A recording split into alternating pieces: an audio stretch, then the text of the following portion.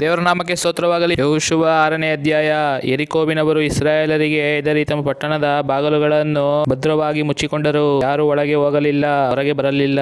ಆಗ ಯೆಹೋವನು ಯೆಹೋಶುವನಿಗೆ, ನೋಡು, ನಾನು ಯೆರಿಕೋವನ್ನು, ಅದರ ಅರಸನನ್ನು, ಯುದ್ಧವೀರರನ್ನು ನಿನ್ನ ಕೈಗೆ ಒಪ್ಪಿಸಿದ್ದೇನೆ. ನಿಮ್ಮ ಭಟರೆಲ್ಲರೂ 6 ದಿವಸವರೆಗೆ ದಿನಕ್ಕೆ 1 ಸಾರಿ ಪಟ್ಟಣವನ್ನು ಸುತ್ತಲಿ. 7 ಮಂದಿ ಯಾಜಕರು ಕೊಂಬುಗಳನ್ನು ಹಿಡಿದುಕೊಂಡು ಮಂಜೂಷದ ಮುಂದೆ ನಡೆಯಲಿ.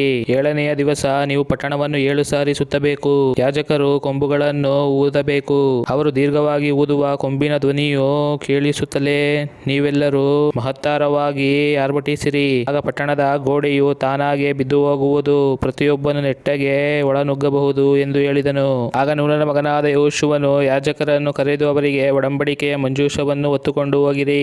7 ಮಂದಿ ಯಾಜಕರು ಕೊಂಬುಗಳನ್ನು ಹಿಡಿದುಕೊಂಡು ಯೆಹೋವನ ಮಂಜೂಷದ ಮುಂದೆ ನಡೆಯಲಿ ಅಂದನು. ಮತ್ತು ಅವನು ಜನರಿಗೆ, ಹೋಗಿ ಪಟ್ಟಣವನ್ನು ಸುತ್ತಿರಿ, ಯುದ್ಧ ಸನ್ನದ್ಧರೆಲ್ಲರೂ ಯೆಹೋವನ ಮಂಜೂಷದ ಮುಂದೆ ಹೋಗಲಿ ಎಂದು ಹೇಳಿದನು. ಯೆಹೋಶುವನು ಆಜ್ಞಾಪಿಸಿದಂತೆಯೇ 7 ಮಂದಿ ಯಾಜಕರು ಕೊಂಬುಗಳನ್ನು ಹಿಡಿದುಕೊಂಡು ಊದುತ್ತಾ ಯೆಹೋವನ ಮುಂದೆ ನಡೆದರು. ಯೆಹೋವನ ಒಡಂಬಡಿಕೆ ಮಂಜೂಷವು ಅದರ ಹಿಂದೆ ಹೋಯಿತು. ಯುದ್ಧ ಸನ್ನದ್ಧರಾದವರು ಕೊಂಬುಗಳನ್ನು ಊದುತ್ತಿದ್ದ ಯಾಜಕರ ಮುಂದೆ ಇದ್ದರು. ಇಂಧನ ದಳವು ಮಂಜೂಷದ ಹಿಂದಿತ್ತು. ಕೊಂಬುಗಳನ್ನು ಊದುತ್ತಲೇ ಹೋಗುತ್ತಿದ್ದರು. ಯೆಹೋಶುವನು ಜನರಿಗೆ, ನೀವು ಈಗ ಆರ್ಭಟಿಸಬಾರದು. ನಿಮ್ಮ ಧ್ವನಿಯು ಕೇಳಿಸದಿರಲಿ. ನಿಮ್ಮ ಬಾಯಿಯಿಂದ ಒಂದು ಮಾತಾದರೂ ಹೊರಡದಿರಲಿ. ಆರ್ಭಟಿಸಿರೆಂದು ನಾನು ಹೇಳುವ ದಿವಸದಲ್ಲಿ ಮಾತ್ರ ಆರ್ಭಟಿಸಿರಿ ಎಂದು ಆಜ್ಞಾಪಿಸಿದನು. ಅವನು ಯೆಹೋವನ ಮಂಜೂಷವನ್ನು 1 ಸಾರಿ ಪಟ್ಟಣವನ್ನು ಸುತ್ತಿದ ಮೇಲೆ ಅವರು ತಿರುಗಿ ಪಾಳೆಯಕ್ಕೆ ಬಂದು ರಾತ್ರಿ ಕಳೆದರು. ಯೆಹೋಶುವನು ಬೆಳಿಗ್ಗೆ ಎದ್ದನು. ಯಾಜಕರು ಯೆಹೋವನ ಮಂಜೂಷವನ್ನು ಹೊದ್ದುಕೊಂಡು ಹೊರಟರು. 7 ಮಂದಿ ಯಾಜಕರು ಕೊಂಬುಗಳನ್ನು ಊದುತ್ತಾ ಯೆಹೋವನ ಮಂಜೂಷದ ಮುಂದೆ ನಡೆದರು. ಯುದ್ಧ ಸನ್ನದ್ಧರು ಅವರ ಮುಂದಿದ್ದರು.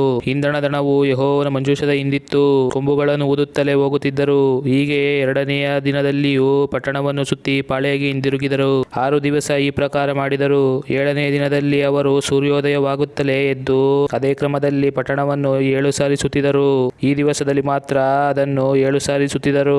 7ನೆಯ ಸಾರಿ ಸುತ್ತುವಾಗ ಯಾಜಕರು ಕೊಂಬುಗಳನ್ನು ಊದಲು ಯೆಹೋಶುವನು ಜನರಿಗೆ, ಆರ್ಭಟಿಸಿರಿ, ಯೆಹೋವನು ನಿಮಗೆ ಈ ಪಟ್ಟಣವನ್ನು ಕೊಟ್ಟಿದ್ದಾನೆ. ಇದು ಇದರಲ್ಲಿರುವುದೆಲ್ಲವೂ ಕೇವಲ ಯೆಹೋವನ ಸೊತ್ತೇ ಎಂದು ತಿಳಿಯಿರಿ.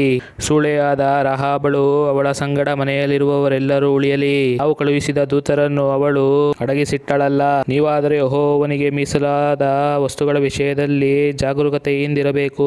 ನೀವು ಅವುಗಳಲ್ಲಿ ಯಾವುದನ್ನಾದರೂ ತೆಗೆದುಕೊಂಡರೆ, ಇಸ್ರಾಯೇಲರ ಪಾಳೆಯವು ಶಾಪಕ್ಕೆ ಗುರಿಯಾಗಿ ಕೆಟ್ಟಿತ್ತು. ಎಲ್ಲ ಬೆಳ್ಳಿ ಬಂಗಾರವು, ತಾಮ್ರ ಕಬ್ಬಿಣಗಳ ಪಾತ್ರೆಗಳು ಯೆಹೋವನ ಮೀಸಲಾಗಿದ್ದು ಆತನ ಭಂಡಾರಕ್ಕೆ ಸೇರತಕ್ಕವುಗಳು ಅಂದನು. ಕೂಡಲೇ ಜನರ ಆರ್ಭಟವೂ ಕೊಂಬುಗಳ ಧ್ವನಿಯೂ ಉಂಟಾದವು. ಜನರು ಕೊಂಬಿನ ಧ್ವನಿಯನ್ನು ಕೇಳಿ ಮಹತ್ತರವಾಗಿ ಆರ್ಭಟಿಸಲು ಪಟ್ಟಣದ ಗೋಡೆಯು ತಾನಾಗಿ ಬಿದ್ದು ಹೋಯಿತು. ಪ್ರತಿಯೊಬ್ಬನು ನೆಟ್ಟಗೆ ಪಟ್ಟಣದಲ್ಲಿ ನುಗ್ಗಿ ಹೋದನು. ಅದು ಅವರಿಗೆ ಸುದಿನವಾಯಿತು.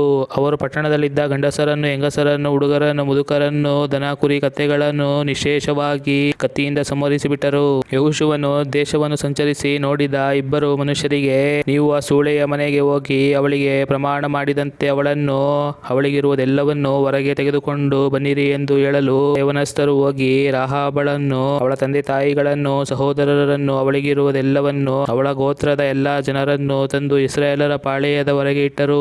ಇಸ್ರಾಯೇಲರು ಪಟ್ಟಣವನ್ನು ಅದರಲ್ಲಿರುವುದೆಲ್ಲವನ್ನು ಬೆಂಕಿಯಿಂದ ಸುಟ್ಟರು.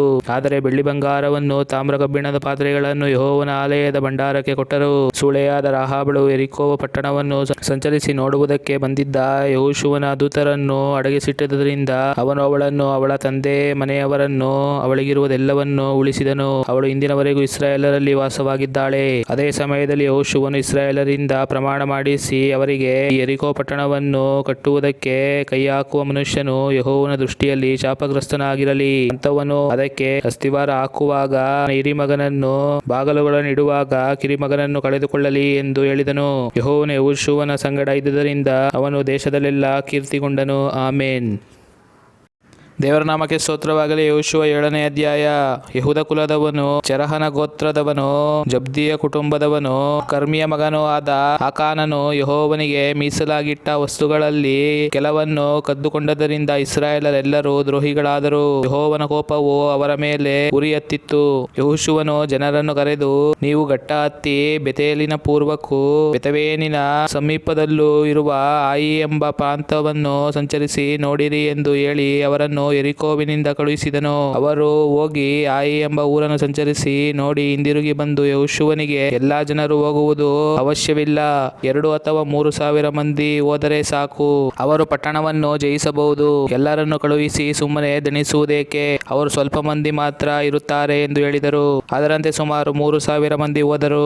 ಆದರೆ ಅವರು ಆಯಿ ಎಂಬ ಊರಿನವರ ಎದುರಿನಿಂದ ಓಡಿ ಬರಬೇಕಾಯಿತು. ಆಯಿ ಎಂಬ ಊರಿನವರು ಅವರನ್ನು ಊರು ಬಾಗಿಲಿನಿಂದ ಕಲ್ಲುಗಣಿಯವರೆಗೂ ಹಿಂದಟ್ಟಿ ಇಳಿನೆಲದಲ್ಲಿ ಅವರನ್ನು ಸೋಲಿಸಿ ಸುಮಾರು 30 ಮಂದಿಯನ್ನು ಹತಮಾಡಿದರು. ಇದರಿಂದ ಇಸ್ರಾಯೇಲರ ಧೈರ್ಯವು ಕರಗಿ ನೀರಾಯಿತು. ಆಗ ಯೆಹೋಶುವನು ಇಸ್ರಾಯೇಲರ ಹಿರಿಯರು ತಮ್ಮ ಬಟ್ಟೆಗಳನ್ನು ಹೊರಕೊಂಡು ತಲೆಯ ಮೇಲೆ ಬೂದಿಯನ್ನು ಹಾಕಿಕೊಂಡು ಸಾಯಂಕಾಲದವರೆಗೂ ಯೆಹೋವನ ಮಂಜೂಷದ ಮುಂದೆ ಹೊರಲಬ್ಬಿದರು. ಮತ್ತು ಯೆಹೋಶುವನು, ಅಯ್ಯೋ ಕರ್ತನೇ ಯೆಹೋವನೇ, ನೀನು ಈ ಜನರನ್ನು ಯೊರ್ದಾನ್ ಹೊಳೆ ದಾಟಿಸಿದ್ದೇಕೆ? ನಮ್ಮನ್ನು ಅಮೋರಿಯರ ಕೈಗೆ ಒಪ್ಪಿಸಿ ನಾಶ ಮಾಡಬೇಕೆಂದಿದ್ದೀಯಾ? ನಾವು ಇಷ್ಟೇ ಸಾಕೆಂದು ಯೊರ್ದಾನ್ ಹೊಳೆಯ ಆಚೆಯಲ್ಲಿಯೇ ಇದ್ದರೆ ಎಷ್ಟೋ ಒಳ್ಳೆಯದಾಗಿತ್ತು. ಕರ್ತನೇ, ಇಸ್ರಾಯೇಲರು ಶತ್ರುಗಳಿಗೆ ಬೆನ್ನು ತೋರಿಸಿದ್ದಾರಲ್ಲ, ಇನ್ನೇನು ಹೇಳಲಿ? ಕಾನಾನ್ಯರು, ದೇಶದ ಬೇರೆ ಎಲ್ಲ ನಿವಾಸಿಗಳು ಇದನ್ನು ಕೇಳಿ ನಮ್ಮನ್ನು ಸುತ್ತಿಕೊಂಡು ಭೂಲೋಕದಲ್ಲಿ ನಮ್ಮ ಹೆಸರು ಉಳಿಯದಂತೆ ಮಾಡುವರು. ನಿನ್ನ ಮಹಾನಾಮಕ್ಕೋಸ್ಕರ ಏನು ಮಾಡುವಿ ಎಂದನು. ಆಗ ಯೆಹೋವನು ಯೆಹೋಶುವನಿಗೆ ಹೇಳಿದ್ದೇನೆಂದರೆ, ಏಳು, ನೀನು ಈ ಪ್ರಕಾರ ಬೋರ್ಲಬ್ಬಿರುವುದೇಕೆ? ಇಸ್ರಾಯೇಲರು ನಿನ್ನ ನಿಬಂಧನೆಯನ್ನು ಮೀರಿ ಪಾಪಿಷ್ಠರಾಗಿದ್ದಾರೆ. ಮೀಸಲಾದ ವಸ್ತುಗಳನ್ನು ತೆಗೆದುಕೊಂಡು ಕಳ್ಳರಾಗಿ ತಮ್ಮ ಸಾಮಾನುಗಳಲ್ಲಿ ಅಡಗಿಸಿಟ್ಟು ವಂಚಕರಾದರು. ಆದ್ದರಿಂದ ಇಸ್ರಾಯೇಲರು ಶತ್ರುಗಳ ಮುಂದೆ ನಿಲ್ಲಲಾರದೆ ಅವರಿಗೆ ಬೆನ್ನು ತೋರಿಸುವರು. ಅವರು ಶಾಪಗ್ರಸ್ತರೇ. ಶಾಪಕ್ಕೆ ಕಾರಣವಾದದ್ದು ನಿಮ್ಮ ಮಧ್ಯದಿಂದ ತೆಗೆದುಹಾಕುವವರೆಗೂ ನಾನು ನಿಮ್ಮ ಸಂಗಡ ಬರುವುದಿಲ್ಲ. ಎದ್ದು ಜನರನ್ನು ಶುದ್ಧಪಡಿಸು. ನೀನು ಅವರಿಗೆ, ಇಸ್ರಾಯೇಲರೇ, ನಾಳೆಗೋಸ್ಕರ ನಿಮ್ಮನ್ನು ಶುದ್ಧ ಮಾಡಿಕೊಳ್ಳಿರಿ. ನಿಮ್ಮ ಮಧ್ಯದಲ್ಲಿ ಶಾಪಕ್ಕೆ ಕಾರಣವಾದದ್ದುಂಟು. ನೀವು ಅದನ್ನು ತೆಗೆದುಹಾಕುವವರೆಗೂ ಶತ್ರುಗಳ ಮುಂದೆ ನಿಲ್ಲಲಾರರಿ ಎಂದು ನಿಮ್ಮ ದೇವರಾದ ಯೆಹೋವನು ಅನ್ನುತ್ತಾನೆ. ನಾಳೆ ಬೆಳಿಗ್ಗೆ ನೀವು ಕುಲಕುಲವಾಗಿ ನನ್ನ ಬಳಿಗೆ ಬನ್ನಿರಿ. ಯೆಹೋವನು ಯಾವ ಕುಲವನ್ನು ಹಿಡಿಯುತ್ತಾನೋ ಆ ಕುಲವು ಗೋತ್ರವಾಗಿಯೂ, ಯಾವ ಗೋತ್ರವನ್ನು ಹಿಡಿಯುತ್ತಾನೋ ಆ ಗೋತ್ರವು ಕುಟುಂಬವಾಗಿಯೂ, ಯಾವ ಕುಟುಂಬವನ್ನು ಹಿಡಿಯುತ್ತಾನೋ ಆ ಕುಟುಂಬದವರು ಒಬ್ಬೊಬ್ಬರಾಗಿಯೂ ಬರಬೇಕು.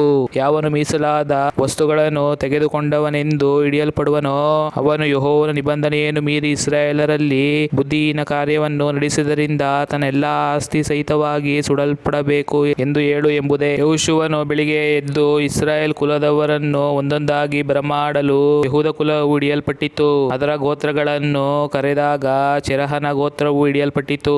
ಆ ಗೋತ್ರದ ಕುಟುಂಬಗಳನ್ನು ಕರೆದಾಗ ಜಬ್ದಿಯ ಕುಟುಂಬವು ಹಿಡಿಯಲ್ಪಟ್ಟಿತು. ಆ ಕುಟುಂಬದ ಪುರುಷರನ್ನು ಕರೆದಾಗ ಯೆಹೂದ ಕುಲದವನು, ಚೆರಹನ ಗೋತ್ರದವನು, ಜಬ್ದಿಯ ಕುಟುಂಬದವನು, ಕರ್ಮಿಯನ ಮಗನೂ ಆದ ಆಕಾನನು ಹಿಡಿಯಲ್ಪಟ್ಟನು. ಆಗ ಯೆಹೋಶುವನು ಆಕಾನನಿಗೆ, ನನ್ನ ಮಗನೇ, ನೀನು ಇಸ್ರಾಯೇಲ್ ದೇವರಾದ ಯೆಹೋವನನ್ನು ಘನಪಡಿಸಿ ಆತನಿಗೆ ಸ್ತೋತ್ರ ಸಲ್ಲಿಸು. ನೀನು ಮಾಡಿದ್ದನ್ನು ನನಗೆ ಹೇಳು, ಯಾವುದನ್ನು ಮುಚ್ಚಬೇಡ ಅಂದನು. ಆಕಾನನು ಯೆಹೋಶುವನಿಗೆ, ನಾನು ಕೊಳ್ಳೆಯಲ್ಲಿ ಶಿನಾರ್ ದೇಶದ ಒಂದು ಉತ್ತಮವಾದ ನಿಲುವಂಗಿಯನ್ನು, 200 ರೂಪಾಯಿ ತೂಕದ ಬೆಳ್ಳಿಯನ್ನು, 50 ರೂಪಾಯಿ ತೂಕದ ಬಂಗಾರದ ಗಟ್ಟಿಯನ್ನು ಕಂಡು ಅದನ್ನು ಆಶೆಯಿಂದ ತೆಗೆದುಕೊಂಡೆನು. ಅವುಗಳನ್ನು ನನ್ನ ಗುಡಾರದ ಮಧ್ಯದಲ್ಲಿ ಊದಿಟ್ಟಿದ್ದೇನೆ. ಬೆಳ್ಳಿಯು ಅಂಗಿಯ ಕೆಳಗಿರುತ್ತದೆ. ನಾನು ನಿಜವಾಗಿ ಇಂಥದ್ದನ್ನು ಮಾಡಿ ಇಸ್ರಾಯೇಲ್ ದೇವರಾದ ಯೆಹೋವನಿಗೆ ವಿರೋಧವಾಗಿ ಪಾಪ ಮಾಡಿದ್ದೇನೆ ಎಂದು ಉತ್ತರ ಕೊಟ್ಟನು. ಆಗ ಯೆಹೋಶುವನು ಆಳುಗಳನ್ನು ಕಳುಹಿಸಲು ಅವರು ಓಡಿ ಹೋಗಿ ನೋಡಲಾಗಿ ಆ ನಿಲುವಂಗಿಯು ಗುಡಾರದಲ್ಲಿ ಉಗಿದಿತ್ತು, ಬೆಳ್ಳಿಯು ಅದರ ಕೆಳಗಿತ್ತು. ಅವರು ಅವುಗಳನ್ನು ಗುಡಾರದೊಳಗಿಂದ ತೆಗೆದುಕೊಂಡು ಯೆಹೋಶುವನು ಇಸ್ರಾಯೇಲರು ಇದ್ದಲ್ಲಿ ಬಂದು ಯೆಹೋವನ ಮುಂದಿಟ್ಟರು. ಮತ್ತು ಯೆಹೋಶುವನು ಎಲ್ಲಾ ಇಸ್ರಾಯೇಲರು ಚೆರಹನ ಮಗನಾದ ಆಕಾನನನ್ನು, ಆ ಬೆಳ್ಳಿ ನಿಲುವಂಗಿ, ಬಂಗಾರ ಗಟ್ಟಿ, ಅವನ ಗಂಡು ಹೆಣ್ಣು ಮಕ್ಕಳು, ದನ ಕುರಿಗಳು, ಕತ್ತೆಗಳು, ಆಡು ಕುರಿಗಳು, ಗುಡಾರವು ಈ ಎಲ್ಲವುಗಳ ಸಹಿತವಾಗಿ ಹಿಡಿದು ಅಕೋರಿನ ತಗ್ಗಿಗೆ ಒಯ್ದರು. ಅಲ್ಲಿ ಯೆಹೋಶುವನು ಅವನಿಗೆ, ನೀನು ನಮ್ಮನ್ನು ಆಪತ್ತಿಗೆ ಗುರಿ ಮಾಡಿದ್ದೇಕೆ?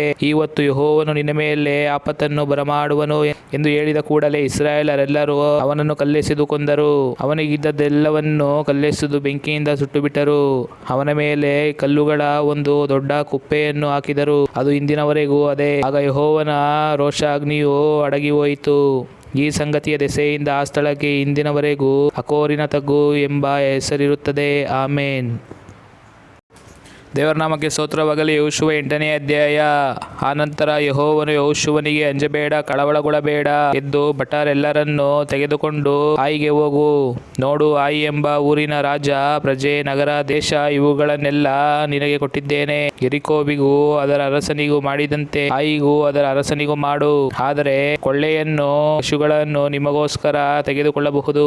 ನಿಮ್ಮಲ್ಲಿ ಕೆಲವರು ಆ ಊರಿನ ಹಿಂದುಗಡೆಯಲ್ಲಿ ಹೊಂಚು ಹಾಕಿಕೊಂಡಿರಲಿ ಎಂದು ಆಜ್ಞಾಪಿಸಲು ಅವನು ಎದ್ದು ಭಟರೆಲ್ಲರ ಸಹಿತವಾಗಿ ಆಯಿಗೆ ಹೋಗುವುದಕ್ಕೋಸ್ಕರ ಸಿದ್ಧನಾಗಿ 30,000 ಯುದ್ಧವೀರರನ್ನು ಆರಿಸಿ ಅವರಿಗೆ, ನೀವು ಪಟ್ಟಣದ ಹಿಂಭಾಗದಲ್ಲಿ ಹೊಂಚು ಹಾಕಿಕೊಂಡಿರ್ರಿ, ಪಟ್ಟಣಕ್ಕೆ ಬಹುದೂರವಾಗಿರಬೇಡಿರಿ, ಎಲ್ಲರೂ ಸಿದ್ಧವಾಗಿರ್ರಿ. ನಾನು ನನ್ನ ಸಂಗಡ ಇರುವ ಜನರೆಲ್ಲರೂ ಪಟ್ಟಣದ ಸಮೀಪಕ್ಕೆ ಹೋಗುವೆವು. ಅವರು ಮುಂಚಿನಂತೆ ನಮ್ಮೊಡನೆ ಯುದ್ಧಕ್ಕೆ ಬಂದ ಕೂಡಲೇ ನಾವು ಓಡಿ ಹೋಗುವೆವು. ಅವರು ಮುಂಚಿನಂತೆ ನಮಗೆ ಹೆದರಿ ಓಡಿ ಹೋಗುತ್ತಾರೆಂದು ನೆನೆಸಿ ಅವರು ನಮ್ಮನ್ನು ಹಿಂದಟ್ಟುವರು. ನಾವು ಓಡುತ್ತಲೇ ಇರುವೆವು. ನಾವು ಅವರು ಪಟ್ಟಣಕ್ಕೆ ದೂರವಾದ ಮೇಲೆ ನೀವು ಹೊಂಚಿ ನೋಡಿದ ಸ್ಥಳದಿಂದ ಎದ್ದು ಪಟ್ಟಣದೊಳಗೆ ನುಗ್ಗಿ ಅದನ್ನು ಸ್ವಾಧೀನ ಮಾಡಿಕೊಳ್ಳಿರಿ. ನಿಮ್ಮ ದೇವರಾದ ಯೆಹೋವನು ಅದನ್ನು ನಿಮ್ಮ ಕೈಗೆ ಒಪ್ಪಿಸುವನು. ನೀವು ಪಟ್ಟಣವನ್ನು ಹಿಡಿದ ಕೂಡಲೇ ಅದಕ್ಕೆ ಬೆಂಕಿ ಹೊತ್ತಿಸಿರಿ. ಯೆಹೋವನ ಮಾತಿನಂತೆ ನಡೆಯಿರಿ. ನನ್ನ ಅಪ್ಪಣೆ ಇಷ್ಟೇ ಎಂದು ಹೇಳಿ ಅವರನ್ನು ರಾತ್ರಿಯಲ್ಲೇ ಕಳುಹಿಸಿದನು. ಅವರು ಹೊಂಚು ಹಾಕುವುದಕ್ಕೆ ಹೊರಟು ಹೋಗಿ ಬೆತೇಲಿಗೂ ಆಯಿಗೂ ನಡುವೆ ಆಯಿ ಎಂಬ ಊರಿನ ಪಶ್ಚಿಮದಲ್ಲಿ ಅಡಗಿಕೊಂಡರು. ಯೆಹೋಶುವನು ಆ ರಾತ್ರಿಯನ್ನು ಜನರ ಮಧ್ಯದಲ್ಲಿ ಕಳೆದನು. ಅವನು ಬೆಳಿಗ್ಗೆ ಎದ್ದು ಇಸ್ರಾಯೇಲರ ಹಿರಿಯರ ಸಂಗಡ ಸೈನ್ಯವನ್ನು ಕೂಡಿಸಿ ಅವರ ಮುಂದೆ ಆಯಿಗೆ ಹೊರಟನು. ಅವನ ಸಂಗಡ ಇದ್ದ ಭಟರೆಲ್ಲರೂ ಘಟ್ಟ ಹತ್ತಿ ಪಟ್ಟಣದ ಸಮೀಪಕ್ಕೆ ಬಂದು ಅದರ ಉತ್ತರ ದಿಕ್ಕಿನಲ್ಲಿ ಇಳುಕೊಂಡರು. ಅವರಿಗೂ ಆಯಿಗೂ ನಡುವೆ ಒಂದು ತಗ್ಗು ಇತ್ತು. ಆದರೆ ಅವನು ಹೆಚ್ಚು ಕಡಿಮೆ 5,000 ಜನರನ್ನು ಆರಿಸಿಕೊಂಡು ಬೆತೇಲಿಗೂ ಆಯಿಗೂ ನಡುವೆ ಪಟ್ಟಣದ ಪಶ್ಚಿಮದಲ್ಲಿ ಹೊಂಚಿ ನೋಡುವುದಕ್ಕೋಸ್ಕರ ಇರಿಸಿದನು. ಪಟ್ಟಣದ ಉತ್ತರದಲ್ಲಿದ್ದ ಎಲ್ಲಾ ಸೈನ್ಯವನ್ನು ಪಟ್ಟಣದ ಪಶ್ಚಿಮದಲ್ಲಿ ಹೊಂಚಿ ನೋಡುತ್ತಿದ್ದ ಸೈನ್ಯವನ್ನು ಕ್ರಮಪಡಿಸಿಕೊಂಡು ಯೆಹೋಶುವನು ಆ ರಾತ್ರಿಯಲ್ಲಿ ತಗ್ಗಿಗೆ ಹೋದನು. ಆಯಿ ಎಂಬ ಊರಿನ ಅರಸನು ಬೆಳಿಗ್ಗೆ ಇದನ್ನು ತಿಳಿದು ತ್ವರೆಯಿಂದ ಜನರ ಸಹಿತವಾಗಿ ಇಸ್ರಾಯೇಲರ ಸಂಗಡ ಯುದ್ಧ ಮಾಡುವುದಕ್ಕೆ ಹೊರಟನು. ಅವನು ಅವರ ಜನರು ಆರಾಬಾ ಎಂಬ ತಗ್ಗಾದ ಪ್ರದೇಶವು ಕಾಣುವ ಸ್ಥಳಕ್ಕೆ ಬಂದರು. ಪಟ್ಟಣದ ಹಿಂಭಾಗದಲ್ಲಿ ಹೊಂಚಿ ನೋಡುತ್ತಿರುವುದು ಅವನಿಗೆ ಗೊತ್ತಿದ್ದಿಲ್ಲ.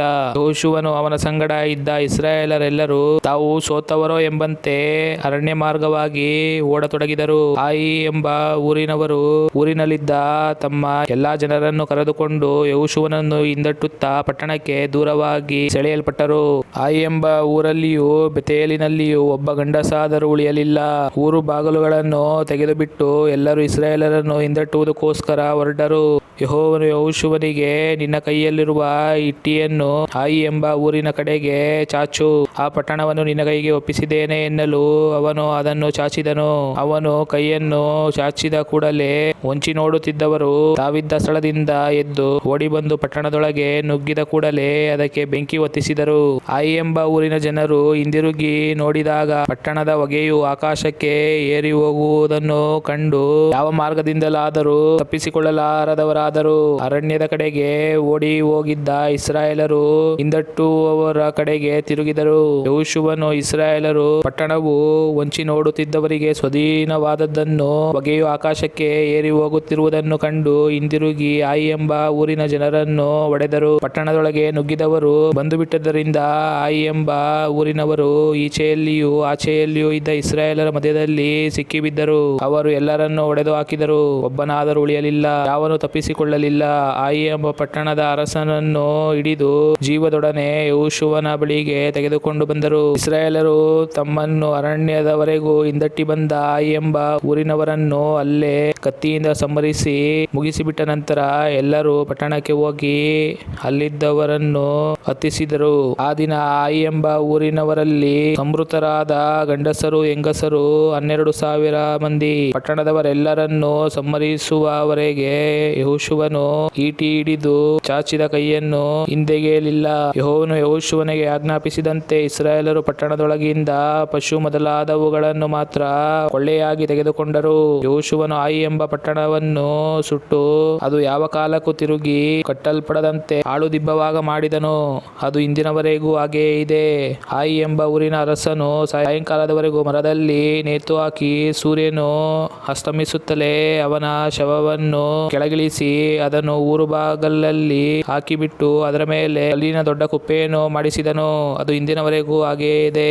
ಯೆಹೋವನ ಸೇವಕನಾದ ಮೋಶೆಯು ಇಸ್ರಾಯೇಲರಿಗೆ ಆಜ್ಞಾಪಿಸಿದಂತೆಯೂ ಮೋಶೆಯ ಧರ್ಮಶಾಸ್ತ್ರದಲ್ಲಿ ಬರೆದಿರುವಂತೆಯೂ ಯೆಹೋಶುವನು ಆ ಸಮಯದಲ್ಲಿ ಇಸ್ರಾಯೇಲ್ ದೇವರಾದ ಯೆಹೋವನಿಗೆ ಏಬಾಲ್ ಬೆಟ್ಟದಲ್ಲಿ ಉಳಿ ಮುಂತಾದವುಗಳನ್ನು ಉಪಯೋಗಿಸದೆ ಹುಟ್ಟುಕಲ್ಲುಗಳಿಂದಲೇ ಒಂದು ಯಜ್ಞವೇದಿಯನ್ನು ಕಟ್ಟಿಸಿದನು. ಜನರು ಅದರ ಮೇಲೆ ಯೆಹೋವನಿಗೆ ಸರ್ವಾಂಗಹೋಮಗಳನ್ನು ಸಮಾಧಾನ ಯಜ್ಞಗಳನ್ನು ಸಮರ್ಪಿಸಿದರು. ಯೆಹೋಶುವನು ಅಲ್ಲಿದ್ದ ಕಲ್ಲುಗಳ ಮೇಲೆ ಜನರೆಲ್ಲರ ಸಮಕ್ಷಮದಲ್ಲಿ ಮೋಶೆಯ ಧರ್ಮಶಾಸ್ತ್ರದ ಒಂದು ಪ್ರತಿಯನ್ನು ಬರೆದನು. ಎಲ್ಲಾ ಇಸ್ರಾಯೇಲರು ಅಂದರೆ ಹಿರಿಯರು, ಅಧಿಕಾರಿಗಳು, ನ್ಯಾಯಾಧಿಪತಿಗಳು, ಅನ್ಯ ದೇಶದವರು, ಸ್ವದೇಶದವರು ಯೆಹೋವನ ಒಡಂಬಡಿಕೆ ಮಂಜೂಷದ ಎಡಬಲಗಡೆಗಳಲ್ಲಿ ಅದನ್ನು ಹೊತ್ತ ಲೇವಿಯರಾದ ಯಾಜಕರ ಎದುರಾಗಿ ನಿಂತುಕೊಂಡರು. ಗೆರಿಜಿಮ್ ಬೆಟ್ಟದ ಕಡೆ ಅರ್ಧ ಜನರು, ಏಬೇಲ್ ಬೆಟ್ಟದ ಕಡೆ ಅರ್ಧ ಜನರು ಯೆಹೋವನ ಸೇವಕನಾದ ಮೋಶೆಯು ಮೊದಲೇ ಹೇಳಿದಂತೆ ಆಶೀರ್ವಾದಗಳನ್ನು ನುಡಿಯುವುದಕ್ಕೋಸ್ಕರ ನಿಂತರು. ಆನಂತರ ಯೆಹೋಶುವನು ಧರ್ಮಶಾಸ್ತ್ರದ ಎಲ್ಲಾ ಆಶೀರ್ವಾದ ಶಾಪ ವಾಕ್ಯಗಳನ್ನು ಆ ಗ್ರಂಥದಲ್ಲಿ ಇದ್ದ ಹಾಗೆಯೇ ಓದಿದನು. ಮೋಶೆಯು ಆಜ್ಞಾಪಿಸಿದರಲ್ಲಿ ಒಂದನ್ನು ಬಿಡದೆ ಹೆಂಗಸರಿಗೂ ಚಿಕ್ಕವರಿಗೂ ಅವರಲ್ಲಿದ್ದ ಅನ್ಯದೇಶದವರಿಗೂ ಕೇಳಿಸುವಂತೆ ಸರ್ವಸಮೂಹದವರ ಮುಂದೆ ಓದಿದನು. ಆಮೇನ್.